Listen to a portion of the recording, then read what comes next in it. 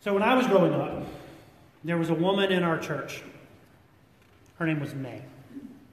Hence the title, right? She was a real saint of our church. She spent time visiting the sick, helping with church potlucks, spent a lot of time teaching her children about God. She was very well liked by almost every single person in our church. Her children were usually very well behaved.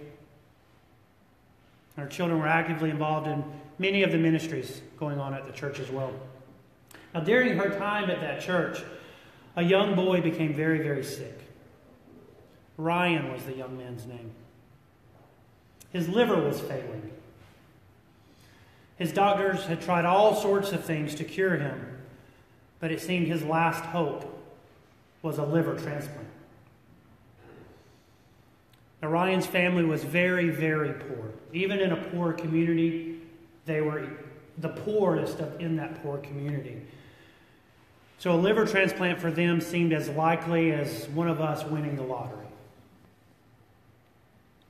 And like so many people in that small town, Mae was quite poor as well.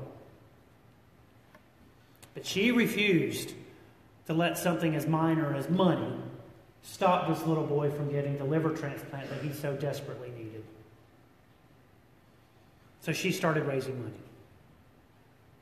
She held bake sales, silent auctions. She went door to door asking people to help. She even made jars and put his face on the picture and put them in local stores so that people coming in could drop their change in. She organized a charity baseball game with all of the proceeds going to Ryan's treatment. After several months of all this fundraising, Mae realized that her efforts would not be enough. It would take more time than the boy had to raise the money needed. So, still refusing to be defeated, she decided to solicit the help of the governor. And of course, the governor had it in his authority to sign a few papers, to make a declaration, and to make that liver transplant a reality. Now, her hard work and her months of solicitation at the state capitol finally paid off. The governor finally agreed and consented to have the state of South Carolina pay for the liver transplant. The morning that he signed his name on the dotted line, Ryan died. It was too late for him. Forgive me. I still remember the sound of Mae's heartache, her tears and her grief, her anger towards God. I remember her crying out and her words echoing the words of Jesus. Eli, Eli, lama sabachthani. My God, why have you forsaken me? So the scripture lesson we heard this morning begins with Jesus in the synagogue on the Sabbath. He spent some time teaching the people who were gathered there that day. And Jesus encounters a man with an unclean spirit, and he rebukes that spirit and sends the spirit away. And reading this passage from our Bible over and over this week, I was repeatedly brought back to the unclean spirit. And what does that mean?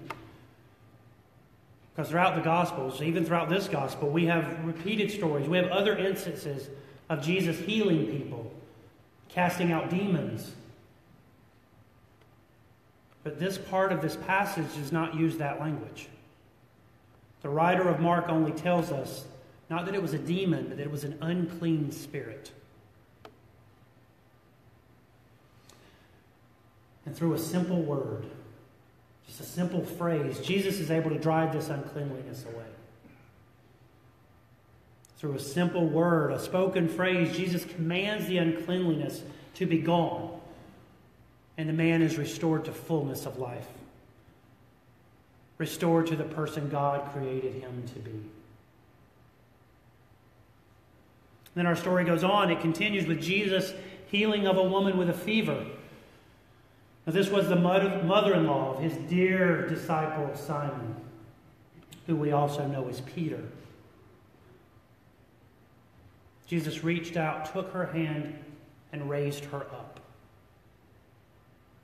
And then she begins to serve them. Now, she is serving them immediately after being healed. There's no fanfare. The text just said she begins to serve them. And I can think of what that sounds like to our 21st century's ears.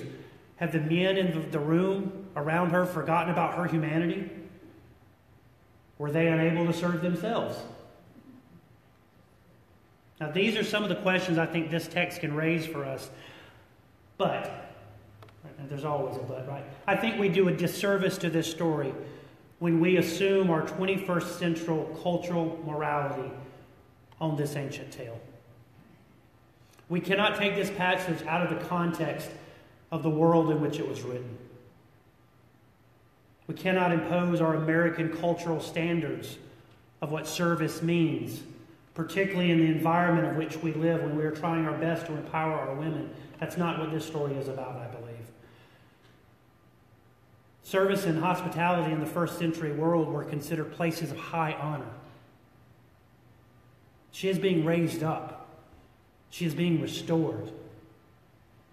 This is not a story of woe. This is a story of resurrection.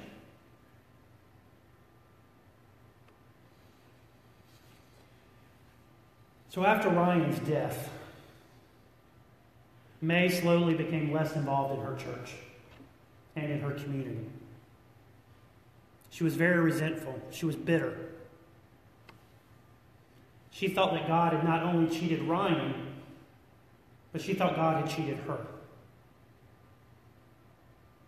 She somehow believed that she deserved a special favor from God because of all of her faithful service. She felt like she was owed. A kind of unclean spirit began to claim her soul. Over the course of time, she abandoned her life of faith. Now, she would still, time to time, help out a stranger or help out friends who needed her help. But this was no longer her primary motivation. This was no longer her reason for living. Then one day, a strange thing happened to Mae. God began to heal her heart. She realized that in the past, even with all the good work that she had done, that she had, at least a small part, done these things for herself. Done these things for accolades and for recognition from people in her community. And even in all of her efforts to save Ryan's life, she realized that, in small part, she wanted people to know it was her. So when Jesus healed Peter's mother-in-law of her fever, what was that woman's reaction? She got up and began to serve them. She did not do this to be noticed. She did this because this is who and what God created her to be and God created her to do. She served God because she was called to serve God. And Mae was healed in much this same way. She began to serve God again, but with a much different spirit. She no longer sought attention for herself. She began to serve God simply for the joy of serving God. Now, life can often be hard, and it many, many times can seem unfair.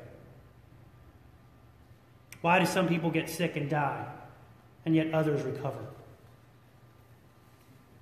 Why does our story tell us that Jesus healed many and not all? I think these questions can at times seem to defy any answer that will satisfy us, defy any answer that will bring us comfort. But I know in my heart that one thing that we can be sure about is that God has called and continues to call each of us to a life of service, to serve God and to serve each other.